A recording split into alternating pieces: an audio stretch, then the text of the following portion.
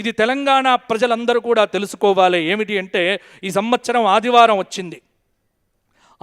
వచ్చింది కాబట్టి రాజవరయ్యారు, సూర్యుడయ్యాడు కదా. మరి సూర్యుడు బాగుండాలి, రాజు బాగుండాలి అంటే ఏం చెయ్యాలి అంటే స్త్రీతైల మధుమాంసాని ఏ త్యజంతి రవేర్దినే నవ్యాదిశోక దారిద్ర్యం సూర్యలోకంచ గచ్చతి. ఆదివారం నాడు తెలంగాణలో చుక్కా ముక్కా ముట్టుకోకపోతే బ్రహ్మాండంగా ఉండబోతోంది.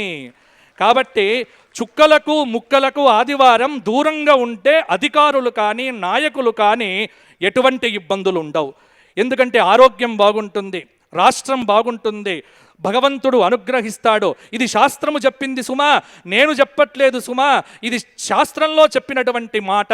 కాబట్టి ఏ త్యజంతే, రాజు చక్కగా పరిపాలన చెయ్యాలి అంటే ఆదివార నియమం పాలకులు పాటించాలి, ప్రజలు పాటించాలి. ఆదివారం నాడు మాంసాహారాన్ని విసర్జించి సూర్య నమస్కారములతో ఆదిత్య హృదయాది స్తోత్ర పారాయణములు చేసినటువంటి వ్యక్తి శక్తిమంతుడవుతాడు, చక్కటి అనుగ్రహాన్ని పొందుతాడు. ఇక రెండవది ఏమిటి అంటే ఉగాది నుండి రాహుకేతువుల మధ్య మిగతా గ్రహముల యొక్క స్థితి కారణంగా పంటలకు కల్తీ చీడ పట్టవచ్చు. కాబట్టి అవినీతి నిరోధక శాఖ వాళ్ళు కావచ్చు, లేకపోతే కల్తీలను కనిపెట్టేటువంటి శాఖలు కావచ్చు, వాళ్ళు చాలా పని పెట్టుకొని వారు ఉంటేనే కార్యక్షేత్రంలో పంటలు బాగా పండుతాయి. నకిలీ విత్తనాల గొడవ ఎక్కువ కావచ్చు. విత్తనం బాగా అందితేనే రైతు రాజవుతాడు, రైతు రాజైతేనే మన రాష్ట్రం బాగుంటుంది. కాబట్టి తెలంగాణ తల్లి చేతిలో అద్భుతమైనటువంటి మనం బతుకమ్మను చూడాలి అంటే మనందరిని బతికించే ఆ బతుకమ్మ తల్లి చక్కగా మంచి పంటలను పండించాలి. అలాగే 7 జూన్ నుంచి 28 జూలై వరకు కుజకేతువుల యొక్క యుతి, అక్కడే ఇక్కడ పంటలకు నష్టం కలగవచ్చు. అలాగే 27/7/2025 నుంచి ఆగస్టు 20/2025 వరకు గురు శుక్ర సమసప్తక స్థితి. వింధ్య పర్వతం, కావేరీ నదిల మధ్య కొంత ప్రజలు బయటికి వెళ్తే బాగుంటుంది, అక్కడ విపరీతమైనటువంటి ఇబ్బందులు వచ్చే అవకాశం ఉంది.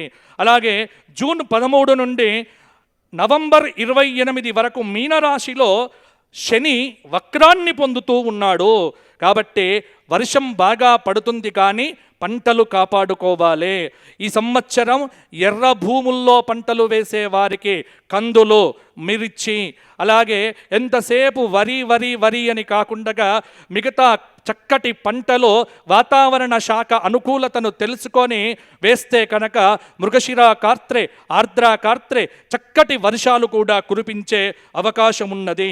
17/3/2026 వరకు ఫిబ్రవరి 7, 2026 నుండి మకర రాశిలో చాతుర్గ్రహ కూటమి, ఫిబ్రవరి 13, 2026 నుండి మార్చి నెల 17, 2026 వరకు కుంభరాశిలో చాతుర్గ్రహ కూటమి.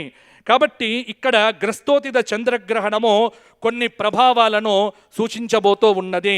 వెరసి ఈ సంవత్సరం వర్షాలకు ఇబ్బంది లేదు, పరిపాలనకు ఇబ్బంది లేదు.